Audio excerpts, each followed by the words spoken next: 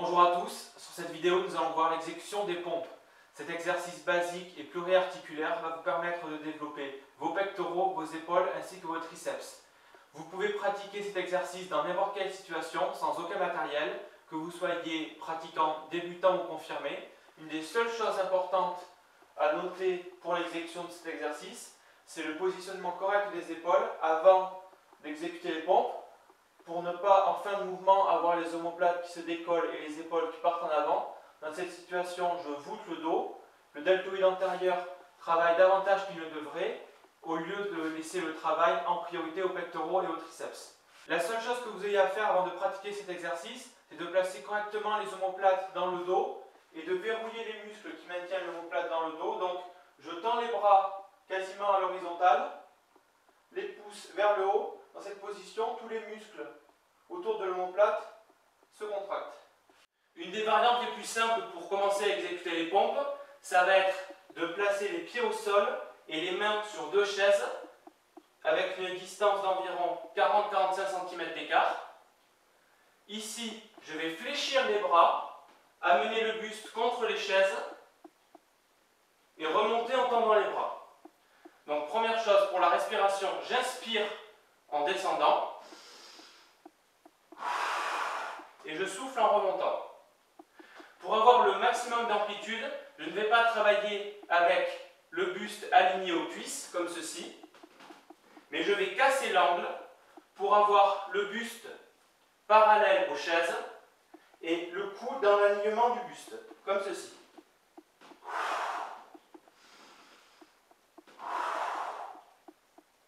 Variante un petit peu plus difficile, cette fois je vais poser les pieds sur un support égal à la hauteur des chaises, de manière à recruter plus intensément les triceps, les épaules ainsi que les pectoraux. Je vais gainer tout le corps, c'est-à-dire à aligner le cou, le torse et les cuisses. Je vais contracter les abdominaux pour ne pas avoir le bassin qui tombe en fin de mouvement quand le mouvement est trop difficile. Et je vais contracter les muscles autour des omoplates, avoir les épaules en arrière, de manière à, en fin de mouvement, ne pas arrondir le dos pour finir le mouvement plus facilement. Ici, donc, je gagne bien tout le corps, je contracte les abdominaux, j'inspire en fléchissant,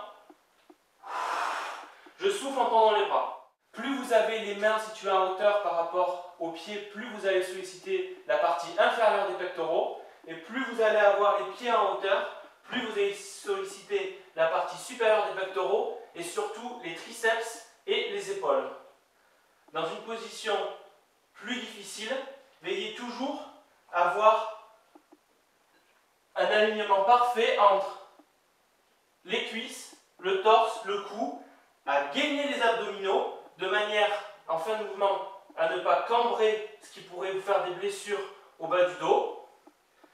Veillez également à varier la position des mains. Plus j'ai les mains serrées, comme ici, avec une largeur d'environ 15 cm, plus je vais solliciter l'intérieur des pectoraux.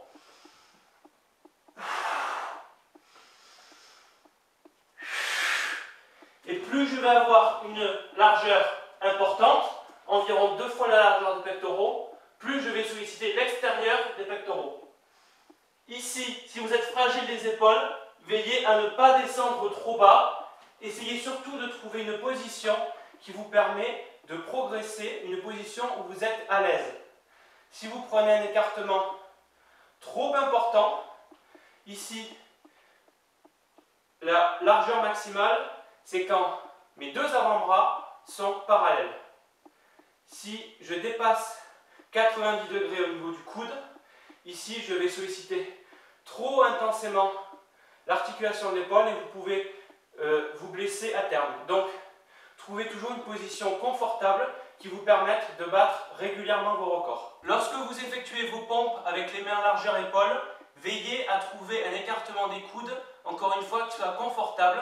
C'est-à-dire que plus vous allez avoir les coudes le long du corps, plus vous allez solliciter les triceps, plus vous allez écarter les coudes, plus vous allez solliciter les pectoraux. Cependant, il y a un écartement parfait sur lequel vous allez pouvoir progresser à l'aise et vous devez travailler sur cet écartement quel que soit l'angle d'écartement des coudes par rapport au torse.